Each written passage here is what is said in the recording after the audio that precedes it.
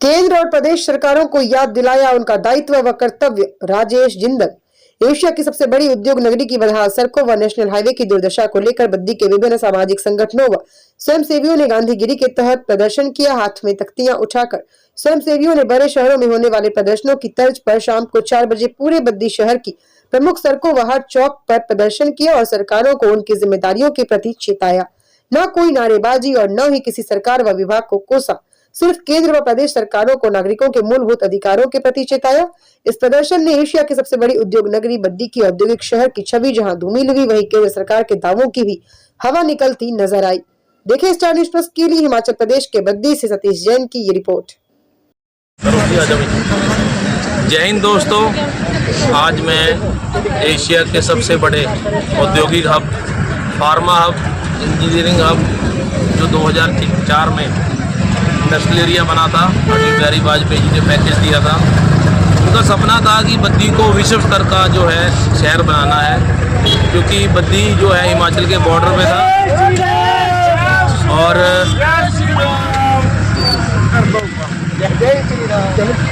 उसको लेकर उनकी एक सोच थी, क्योंकि बद्दी है हिमाचल का प्रवेश द्वार। अगर आप दिखाएं थोड़ा सा, तो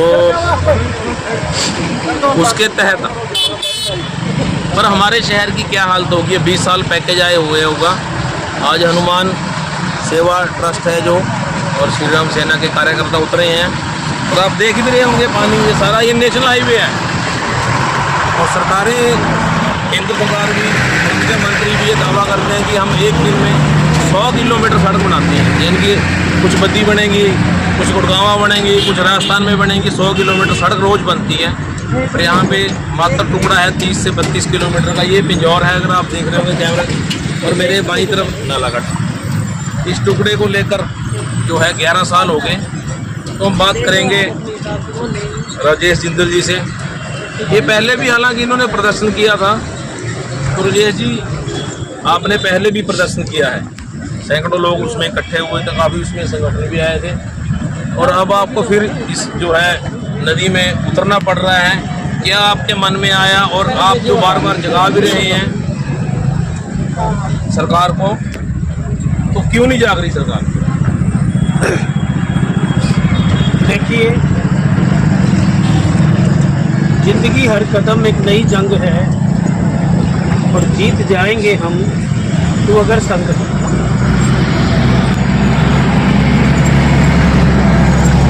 हमेशा आपकी बात पर बस मैं इतना ही कहूँगा, मैं राष्ट्रीय स्वयंसेवक संघ का संसेवक हूँ। हमने संघ गीतों में गाया है परम पूजनीय डॉक्टर साहब परम पूजनीय गोलवलकर जी की जो सनातन के प्रति आस्था और हिंदू एकता के प्रति आस्था को लेकर हम चले हैं। हम वसुधैव कुटुंबकम वाले लोग हैं, तो हम यहाँ विरोध प्रदर्शन करने नहीं आए, हम सरकारों की गलती निकालने नहीं आए। इसकी गलती निकालने आए? हम अधिकारियों की गलती निकालने नहीं आए, हम बताने आए हैं जो बीबीएन को अवश्य मिलना चाहिए, हम वो बताने आए हैं। आपकी जो आप मुझसे पूछना चाहते हैं एक पत्रकार के नाते, उसके बदले में मैं केवल एक बात कहूँगा। संघ में हमेशा सिखाया गया है केवल सत्ता से मत करना, परिवर्तन किया। तो राजेश जी, कुछ चीज़ें जो है सत्ता से ही आती हैं, शासन से ही आती हैं। ऐसे तो शासन नहीं चलेगा कि कोई शासकी ना हो, कोई सरकार ना हो, और कोई अफसरशाही ना हो, कोई डिपार्टमेंट ना हो। हम ऐसा नहीं कह रहे, हम ऐसा बिल्कुल नहीं कह रहे कि कोई भी ना हो। हम किसी की गलती नहीं निकालना चाहते। ये अनेकों लोगों की गलती है, तो किस किस को दोष दें? ऐसी भावनाएं क्यों रखें कि दोष देने वाली भावना हो, नकारात्मक भावना हो। सरकारें भी अपनी हैं, हम सब अपने हैं। ऐसा सनातनियों में विभाजन उचित नहीं। ये सड़क ना बना सनातनी का, इससे कोई खास लिंक नहीं, चाहे सनातनी हो चाहे गैर सनातनी, चलेगा तो सड़क नहीं। ये सनातनी का अर्थ है कि हर एक व्यक्ति जिसमें विघटन पैदा हो रहा है आजकल, किस कौन कर रहा है कौन नहीं कर रहा, उसके ऊपर मैं बात कर रहा हूँ। तो आज मेरा बोलने का अर्थ ये है कि मैं किसी का दोष नहीं निकालना चाहता, मैं दोष देके विघटन पैदा ही नहीं करना चाहता। चाहे इंफ्रास्ट्रक्चर लेवल पे हो, चाहे सनातन लेवल पे हो, चाहे धार्मिक लेवल पे हो, चाहे राजनीतिक लेवल पे हो, हमें दोष नहीं देना है, हमें साथ मिलकर अच्छे के लिए प्रयास करना है। ये किसको जगाना चाहते हैं आप इसमें? अब आपको आपने सभी जागने चाहिए, जनता भी जागनी चाहिए, दोस्त तो एक विभाग का ही है, बाकी तो किसी एक मिनट, जनता को भी जागना चाहिए कि वो सबके पास वाहन है और सबको इस रोड से कष्ट होता है, सबको बोलना चाहिए। लोकतांत्रिक देश है, सबको एक रील डाल देनी चाहिए, सबको एक वीडियो बना देना चाहिए, सबको अखबारों में बोलना चाहिए, सबको खड़े हो जाना चाहिए हमारे साथ। ये हम जगाना चाहते हैं जनता को, हम जगाना चाहते हैं सरकार को। सरकार का कर्तव्य है, ये राजधर्म है कि वो जनता की भलाई के लिए कार्य करे। आपने देखा होगा, हमने आज भजन गाए हैं और हमने मोटिवेशन जैसे ज़िंदगी हर कदम ऐसे गीत गाए हैं, क्योंकि इसी भावना से हम चल रहे हैं। और मेरे को पूरी अपेक्षा है सरकारें सुनेंगी और सरकारें इसको बहुत ही सुंदर रोड बनाएंगी। ऐसा मेरा पूर्ण विश्वास है कि बहुत जल्दी हम बद्दी का कायाकल्प देखने वाले हैं। ऐसा मेरा पूर्ण विश्वास है और ऐसा ही विश्वास सरकारों का होगा, ऐसा ही विश्वास सभी लोगों का होगा। धन्यवाद। तो ये थे हमारे साथ राजेश जिंदल जी। अभी आप जो है बद्दी नालागढ़ हाईवे पे खड़े हैं। मैं छोटा सा इंटरव्यू किया इनका, ये कुछ चीज़ों से हालांकि बच रहे थे कि किसी का दोष नहीं है, दोष तो किसी न किसी का होता है। अगर टैक्स देते हैं तो सरकार को जाता है, सरकार की जिम्मेदारी है। सड़क बनाने की 11-12 साल इस सड़क पर हो गए हैं। उद्योग जगत हो, व्यापार जगत हो, ट्रेड हो, चाहे आम लोग हो। आप पीछे देख रहे हो, लोग पैदल भी जा रहे हैं। हालांकि भारत में हर व्यक्ति के पास वाहन नहीं है, पैदल भी लोग यहाँ से निकलते हैं और स्ट्रीट लाइट भी नहीं है, रात को भी निकलते हैं। ये जहाँ हम खड़े हैं ये सड़क है। इन्होंने एक छोटी चीज़ जगाने के प्रयत्न किए। यहाँ ये इनका जो आज का मकसद था वो भीड़ लाना नहीं था।